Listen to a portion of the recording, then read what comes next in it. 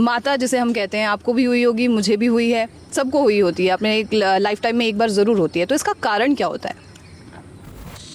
हम बात कर रहे हैं स्किन में इरप्शंस की, राइट। उसको आप माता नाम दे दें, उसका नाम फोड़ा दे दें, उसका नाम कोई भी जानवर के नाम से दे दें, जैसा कि आजकल आप देख रहे हैं टीवी में। नाम मैं नहीं ले सकता, है ना, नहीं तो ये वीडियो भी उड़ जाएगा। तो स्किन में इरप्शंस बेसिकली आप मान लीजिए, इसको सिंप्लीफाई करके ऐसे देखते हैं। इरप्शन कितने तरह के होते हैं, जैसे पिंपल्स हैं, वो भी स्किन में इरप्शंस ही हैं, है ना।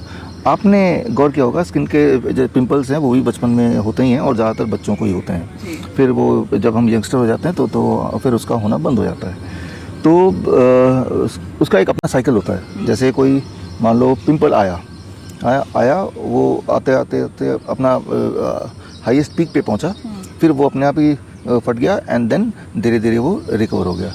That is cycle. कुछ लोगों के लिए ये साइकिल लंबा होने लगता है, मतलब वो कई दिनों तक चलता रहता है, फिर बड़ा होता है, वो पेनफुल भी होता है, निशान भी पड़ जाते हैं, ठीक है ना। That is how. तो वो चेहरे पे होगा तो उसका नाम पिंपल बोल देंगे, बॉडी के अलग अलग पार्ट के हिसाब से अलग अलग बीमारी के नाम से जोड़ देंगे, किसी जानवर के नाम से जोड़ देंगे, कुछ ना कुछ ऐसा चलता रहता है मेडिकल की दुनिया में।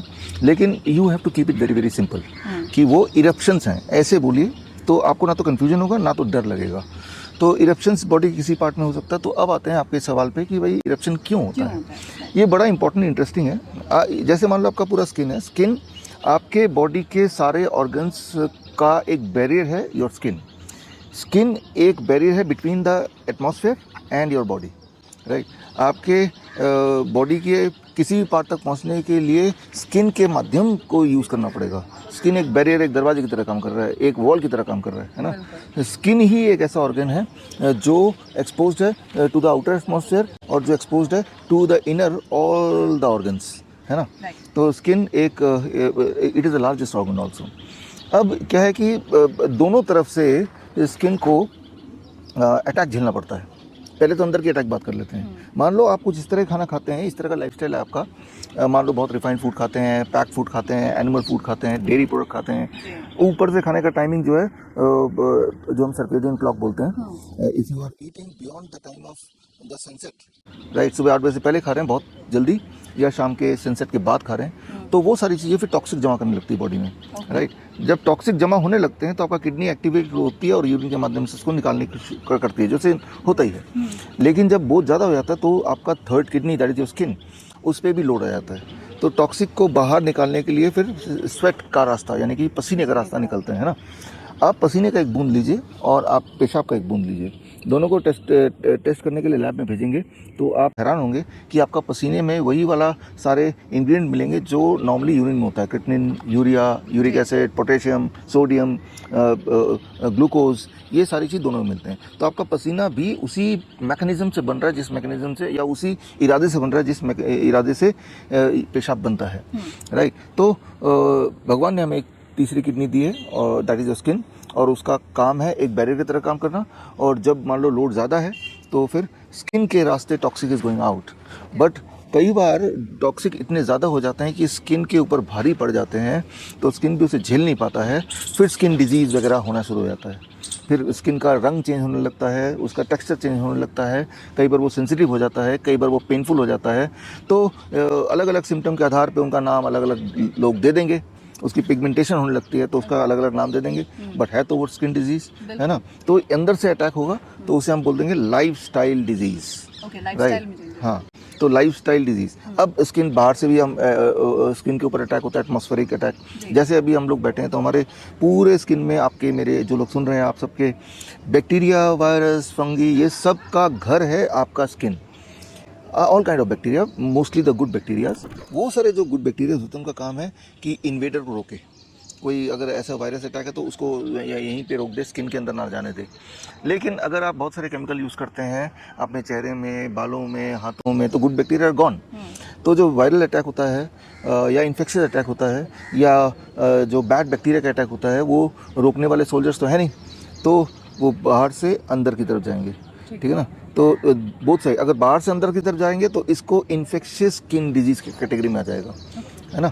और वो इरप्शन कहाँ पे है वो उसके हिसाब से उसका नाम कोई ना कोई मेडिकली रख देते हैं, ठीक है। This is a normal thing. ठीक है, तो ये इनर एंड आउटर की बात हो रही है। तो अब coming to conclusion of your question कि जब आपकी अंदर से इम्यूनिटी कमज़ोर हो जाए और उसी वक्त बाहर से अटैक हो जाए, तो कई बार वो अटैक को रोकने के लिए स्किन बाहर की तरफ बहुत सारे छोटे छोटे, हम फोड़े बोल सकते हैं इसको, पूरे बॉडी में कर देता है, वहीं रुक जाता है, वहीं पे छोटे छोटे वो पॉलिप्स बन जाते हैं या फोड़े बन जाते हैं, वहीं पे अटक जाते हैं ताकि वो अंदर जाके ब्लड में जाके डैमेज ना करे। तो इसको आप माता कह दें, इसको कोई जानवर के नाम से बोल दें, जैसे कि आप टीवी वगैरह में देख ही रहे हैं, बिल्कुल, किसी है भी ना? नाम से बुलाया जा सकता किसी है। भी नाम से बुला लें, ठीक है ना, but mechanism is this. Okay, अभी जैसे मैंने स्टार्टिंग में ही ओपनिंग में कहा कि आपको भी हुआ होगा, मुझे भी हुआ है, और भी लोगों को, और ऐसा कहा जाता है कि लाइफ टाइम में एक बार ज़रूर होता है। तो क्या ये बहुत ज़्यादा कॉमन है या कुछ ही लोगों को होता है? देखिए, इस तरह से जो होता है, ट्रेंड ये है कि वो ज़्यादा बच्चों को होता है, और जैसे जैसे हमारी ग्रोथ खत्म होती है, राइट, जब हमारा ग्रोइंग एज खत्म 18 साल तक, तो उसके बाद इस तरह की इन्वेजन्स का body is able to protect more, right. और जब खास तौर पे अगर सनलाइट का एक्सपोजर ना हो छोटे बच्चों को, और ज़मीन का एक्सपोजर ना हो छोटे बच्चों को, फ्रूट्स एंड वेजिटेबल ज़्यादा ना ले पाए या ले ही ना, तो ऐसे में इम्यूनिटी डाउन हो गई और बाहर से अटैक हुआ, तो ये हो जाता है when your body is growing, when your skin is more elastic होना अच्छी बात है, बट तब हमारे स्किन टेंडर होने की वजह से तब all this kind of eruption होता है। मुझे जो लोग आप मुझे सुन रहे हैं, मुझे नहीं लगता आप में से कोई भी ऐसा होगा जिन्होंने बचपन में इस तरह के इरप्शंस नहीं देखे होंगे, लेकिन ये भी हो सकता है कि वो इरप्शन दिखा दिखा के कोई आपको डरा भी दे, देखो जी ये तो एक नई बीमारी है। ये मानव इतिहास में जब से हमारा इतिहास है, इस तरह की चीज़ें होती आई हैं, आगे भी होती आएंगी।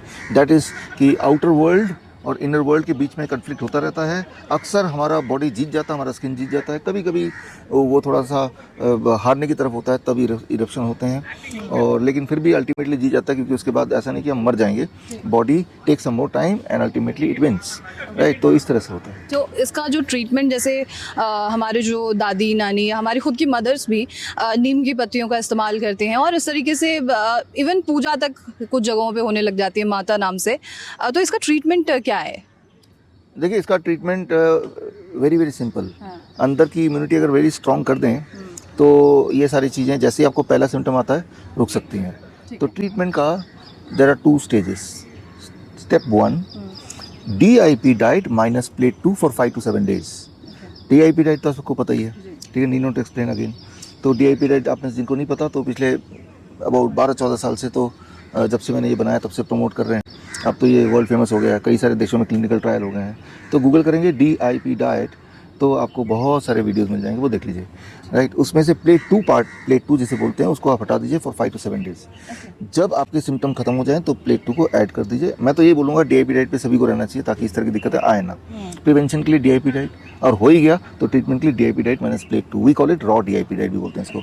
ये हो गया स्टेप 1। स्टेप 2, आप नीम के पत्ते आराम से मिल जाते हैं, तुलसी की बात कर लेते हैं। करीब आधा किलो नीम के पत्ते इकट्ठे कर लें और उसको लेकर अच्छी तरह कूटें। कूट के आप एक बाल्टी में डालें, एक या भगोने में डाल लें। बाल्टी तो आपके पास कहाँ पे होगा जिसमें गर्म कर पाएंगे। भगोने में डाल दिया और बॉईल किया, करीब इतना बॉईल किया कि पानी आधा हो गया, और वो पानी को छान के नीम छान लेंगे, और वो नीम वाला पानी को उठा के एक बाल्टी पानी में डाल लेंगे।